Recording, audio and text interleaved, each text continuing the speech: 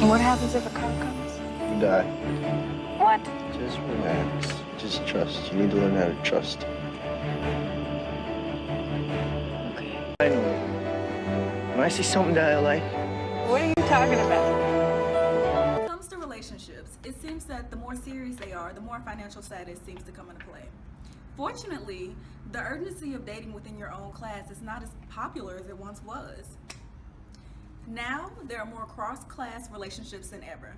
In her article, Explanations of How Love Crosses Class Lines, Cultural Complements in the Case of Cross-Class Marriages, Jessie Strabe attempts to explain the reasoning behind the heterophile marriages. Now, just so you know, heterophile marriages are those between two people who are not from the same class, while homophilous marriages are those who come from the same class. Now, Streep analyzes some sociological theories in order to understand why heterophilous marriages seem to work so well. She narrows these theories down to two different theories, the cultural matching theory and the cultural mobility theory. She then conducted a study in which she took 60 heterophilous marriages and 20 homophilous marriages and interviewed each individual about their spouse and what they like about them. She found that each spouse in a heterophilous marriage liked what the other spouse didn't bring. That being said, if someone was dating someone from a lower class than them, they liked how they could cook and clean and they valued things that weren't money. Whereas people in homophilous marriages preferred having their spouse someone who they could relate to and things that complemented them, that they were used to. Strabe ended up coming up to the conclusion that the reason why heterophilous marriages seem to work out best is due to the cultural matching theory. The way that this relates to the Notebook, Allie comes from a higher class, Noah comes from a lower class. But the reason that they work so well is because Noah is so used to what Allie's used to. Allie likes that he doesn't try to spoil her, rather he looks at her in a more emotional way and they click better. Whereas when Allie's other counterpart that her mother tried to fix her with was in her same class, and she did not get along with him very well because he wanted her to remain how she was used to, being spoiled, a woman seen not heard, you know, the usual thing. He's a nice boy, but he's what? He is what? Trash, not. You know. I work at the lumberyard. How much do you make at your job? 40 cents an hour. And so that being said, Jessie Streep comes up with a great theory as to why cross-class marriages work out. In the article Buying Me Love, 1980s Class Clash Teen Romances, the author Timothy Sherry analyzes the prominent depiction of cross-class relationships throughout teen films in the 1980s. Sherry observes that the imminence of class divide and status in teen films is a result of a change in attitude towards wealth throughout America after the 1970s recessions leading into the Reagan era, which made the class divide in America more evident. He then observes that most of the teen films in this era offer a distinct presentation of the new assessment of class through the often used storyline of two teens of different class backgrounds falling in love while overcoming the obvious economic divide in order to pose a positive union at the end of each story.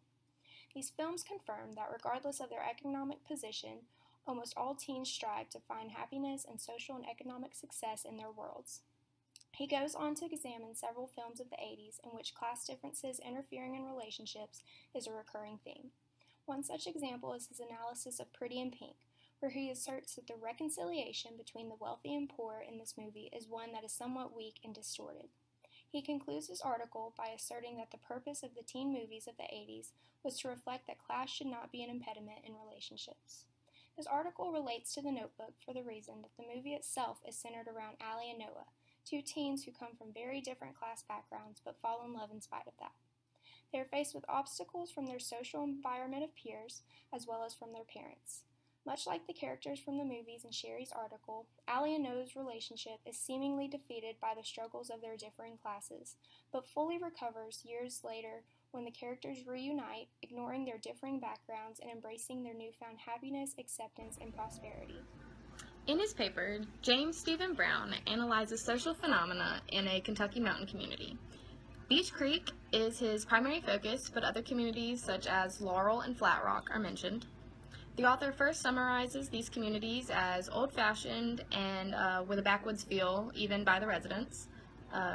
Communities such as Beach Creek were founded as subsistence farming towns due to geographical as well as cultural factors and have mostly remained that way. The topics this essay covers, including social class intermarriage and church membership, is only a part of the greater whole of the study that examines how class heavily influences the overall social structure. Brown notes how the members of the town were grouped into three main classes for analysis, high, intermediate, and low. The high and low differed greatly, but the intermediate seemed to be a mix of the two. The high class was more modern and very involved in the neighborhood, while the lower class seemed to be more morally lax and did not participate much in the community. The author uses these classes to explain intermarriage in Beach Creek. Though intermarriage and inbreeding is looked down upon, there are still significant observations of both, not only in Beach Creek, but surrounding neighborhoods. This is stated to be because of geographical isolation and because everybody is a little kin. Because the high class refused to associate with the low class, this led to even more inbreeding within the community. After intermarriage, the author shifts to analyzing church membership and class structure. The church in Laurel was decidedly dominated by the higher class. This was because the lower class did not feel at home when they went to these churches. The lower class of Beach Creek tried to create a church of their own, but the people just couldn't get along for long enough and they just lost interest.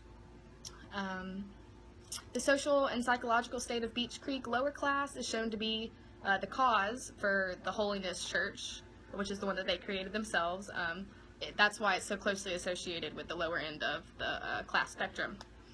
So this article ties into our topic, which is love intertwining with social class, because class not only dictates who you can love and marry, but even who you go to church with. Churches were split in attendance between high and low class. In fact, the entire new Holiness Church was created by the lower class of Beach Creek because they just didn't feel welcomed in the higher class church. And in conclusion, this article and case study are prime examples of how class influences day-to-day life. And though this is only one study of a small community, these themes persist throughout pop culture. Between 1921 and 1929, Ross wrote several of cross-class fantasy films. However, what Ross categorized as cross-class fantasy films, the American Film Society, the American Institute considered them as society films.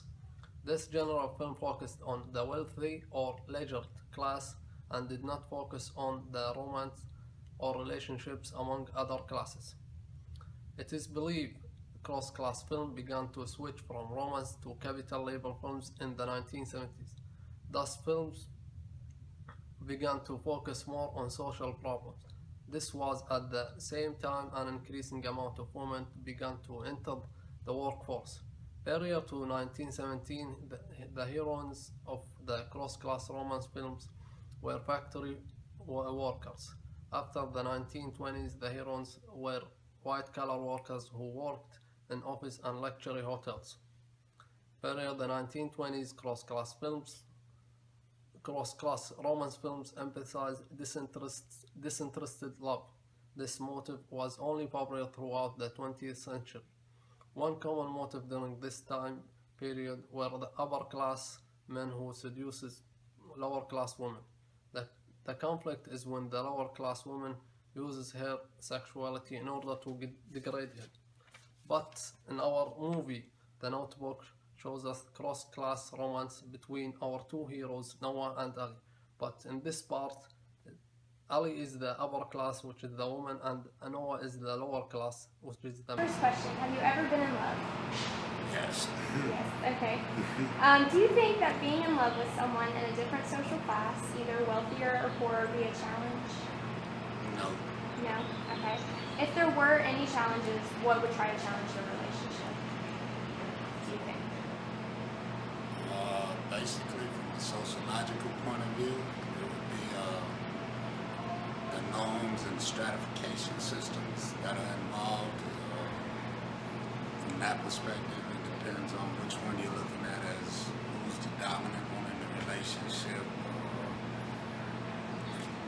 Status and stuff like, okay, if you're talking about super wealthy status, the upper class, and they're falling in love with someone in the lower class, they're looking at it as the lower class being an opportunist or something like But do you think all of those challenges would be worth it? If someone is truly in love, yes. First question, have you ever been in love? Yes. Okay. Do you think that being in love with someone in a different social class, either wealthier or poorer, would be a challenge? I imagine it would be, because you have to kind of adhere to the standards of your, social. So. Well, that goes to my next. What would be the challenges to it? Well, I guess, with all the standards and everything, like if you're rich, you expect to, marry rich or something like that, or date somebody who is, and if you aren't, then you kind of stay in your little box. Okay. Yeah. But do you think that in the end the challenges would be worth it? If it's true love, then yes. First question, have you ever been in love? Yes. Would being in love with someone in a different social class, either wealthier or poorer, be a challenge? I think it was. Okay. What are the challenges to it? It's kind of like how you were raised and all that kind of stuff. I was raised to go to college and get a degree and all that kind of stuff. And he was raised that kind of the more like, if you get one, cool. If you don't, that's fine. So. Okay. So you were in a relationship different. Okay. Mm-hmm. Cool. But in the end, were the challenges worth it? Yes. Okay. First question.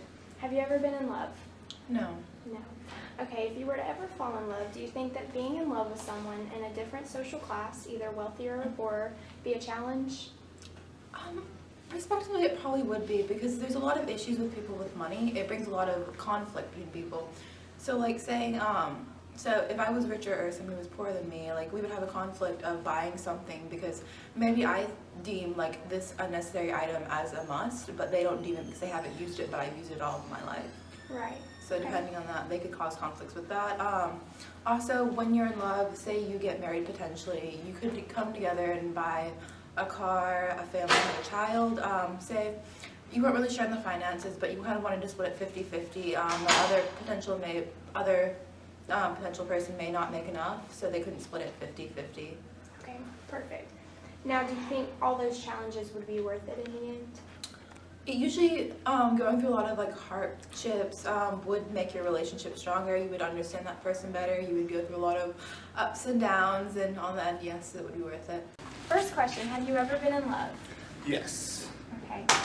Do you think that being in love with someone in a different social class, either wealthier or poorer, would be a challenge? I think so. Okay, what would be the challenges to it? Your cultures are different, you're used to different things, you'll have different personality styles, things like that. It'll just present a lot of problems. Okay. But do you think that in the end, the challenges would be worth it? I mean, it just really depends on the types of social settings you're talking about. If it's typically no, it's not really worth it. I know you feel lost right now, but don't worry. Nothing is ever lost or can be lost. The body, sluggish, aged, cold, the embers left flame again from earlier fires, shall duly flame again.